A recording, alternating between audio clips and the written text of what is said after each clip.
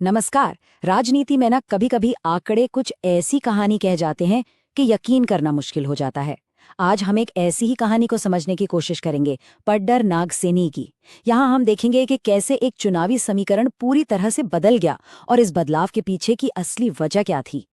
अब जरा इन आंकड़ों को देखिए, यही इस पूरी कहानी की जड़ है। सोचिए जरा, एक राजनीतिक दल जिसका वोट शेयर 2008 में 1% से भी कम था, वो सीधे 2024 में 50% पर पहुंच जाए। ये सिर्फ कोई जीत नहीं है, ये एक तरह का सियासी भूकंप है। तो सवाल यही है, आखिर ये हुआ कैसे? कोई सियासी जमीन इतनी पूरी तरह से कैसे बदल सकती है? देखिए, ये सिर्फ आंकड़ों का खेल नहीं है। इसके पीछे जमीन, लोग और रणनीति की एक पूरी कहानी है। और इस पूरे विश्लेषण में हम इसी पहेली को परत दर परत सुलझाएंगे। चलिए, इस बड़ी पहेली को सुलझाने के लिए हम इसे 5 हिस्सों में देखते हैं। पहले समझेंगे कि सिस्टम में क्या बदलाव आया, फिर लोगों की नब्ज टटोलेंगे और आखिर में देखेंगे कि ये जनादेश कैसे बना और इसका आगे के लिए क्या मतलब है। तो कहानी शुरू होती है सबसे अहम मोड़ से, 2022 का परिसीमन। देखिए, परिसीमन का सीधा मतलब है किसी चुनाव क्षेत्र की सीमाओं को, उसकी बाउंड्रीज को फिर से तय करना। और यहाँ ये सिर्फ एक कागजी कार्रवाई नहीं थी, इसने तो इस सीट का पूरा चुनावी गणित ही बदलकर रख दिया। ये देखिए, ये है 2022 से पहले का पड्डर चुनाव क्षेत्र। इसकी अपनी एक खास भौगोलिक और राजनीतिक पहचान हुआ करती थी और उसी पर यहाँ के चुनाव टिके थे। और अब ये देखिए, ये है परिसीमन के बाद का नक्शा। आप देख सकते हैं कि कैसे नए इलाके जोड़कर इसकी पूरी बनावट ही बदल दी गई और यहीं से एक नए सियासी नतीजे की जमीन तैयार हुई।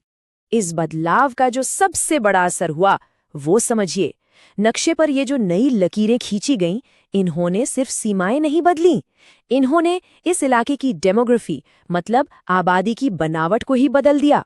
और नतीजा, चिनाब घाटी में एक नई हिंदू बहुल सीट बन गई। अच्छा, ये तो हुई प्रशासनिक बदलावों की बात। अब जरा जमीन पर उतरते हैं, क्योंकि चुनाव नक्शों पर नहीं, लोगों की जिंदगी, उनकी परेशानियों और उनकी उम्मीदों पर लड़े जाते हैं। तो पड्डर नागसेनी के लोगों के असली मुद्दे क्या थे? उनकी आवाज में ये चिंताएं थीं। पहाड़ी इलाकों में खराब सड़कें, बिजली जो आती जाती रहती है, सेहत और पढ़ाई लिखाई की अच्छी सुविधाओं की कमी और सेब अखरोट की बागवानी के लिए कोई खास सपोर्ट नहीं। ये वो रोज की परेशानियां हैं जो उनकी जिंदगी पर सीधा असर डालती हैं। अब चुनाव के दौरान हुआ क्या? वोटर्स के सामने दो तरह की बातें रखी गई। एक तरफ थे उनके रोजमर्रा के मुद्दे, सड़क, बिजली, नौकरी, और दूसरी तरफ थे बड़े राष्ट्रीय मुद्दे जैसे आर्टिकल 370, नेशनल सिक्योरिटी, सरकारी योजनाएं। ये एक तरह से लोकल बनाम नेशनल की सीधी टक्कर थी। और यहीं पर एक बहुत बुनियादी बात समझने की है। बात चाहे लोकल हो या नेशनल, हर राजनीतिक चर्चा की बुनियाद जिम्मेदारी होनी चाहिए। ये हमारे संविधान की भी भावना है, जो हर नागरिक के सम्मान को सबसे ऊपर रखती है, क्योंकि राजनीति का आखिरी मकसद तो लोगों की जिंदगी को बेहतर बनाना ही है ना? चलिए, अब वापस आंकड़ों पर आते हैं और थोड़ा और गहराई से समझते हैं कि कैसे एक बदला हुआ नक्शा और खास चुनावी रणनीतियां नतीजों में बदली। ये जो नतीजे आप देख रहे हैं, इनमें दो बातें खास हैं। पहली, यहाँ वोटिंग हमेशा से बहुत ज्यादा रही है, 80% से ऊपर। इसका मतलब है कि यहाँ के लोग सियासत में गहरी दिलचस्पी लेते हैं। और दूसरी बात, 2024 में जीत का अंतर 5% से भी कम था, मतलब मुकाबला एकदम कांटे का था। और ये स्लाइड, ये तो पूरी कहानी को एक ही तस्वीर में दिखा देती है। आप देखिए कैसे पीडीपी का वोट शेयर लगभग खत्म हो गया, जेकेएनसी अपनी जगह पर मजबूती से खड़ी रही, और सबसे बड़ा बदलाव, बीजेपी के वोट शेयर में ये जबरदस्त उछाल जिसने पूरा खेल ही पलट दिया। तो आखिर इस जीत का फॉर्मूला क्या था? ये 3 चीजों का एक कॉम्बिनेशन था। 1, जमीन पर एक मजबूत संगठन। 2, सरकारी योजनाओं को सही लोगों तक पहुंचाना। और 3, राष्ट्रीय सुरक्षा का एक मजबूत नैरेटिव। इन तीनों ने मिलकर इस नतीजे को मुमकिन बनाया। तो ठीक है, चुनाव हो गया, नतीजा आ गया, पर कहानी यहाँ खत्म नहीं होती। असल में असली काम तो अब शुरू होता है।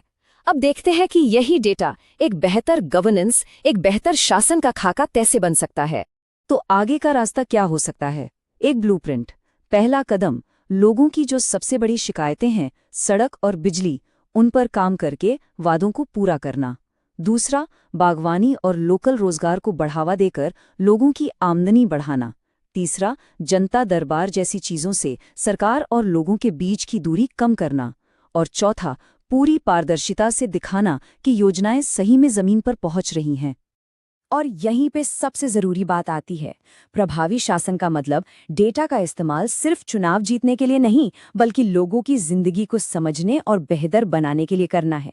और ये करते हुए हर इंसान की सहमति और उनकी निजता का सम्मान करना सबसे जरूरी है।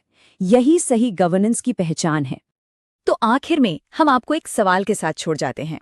क्या एक कामयाब चुनावी रणनीति एक नए इलाके की असल जरूरतों को पूरा करने वाली गवर्नेंस भी दे सकती है?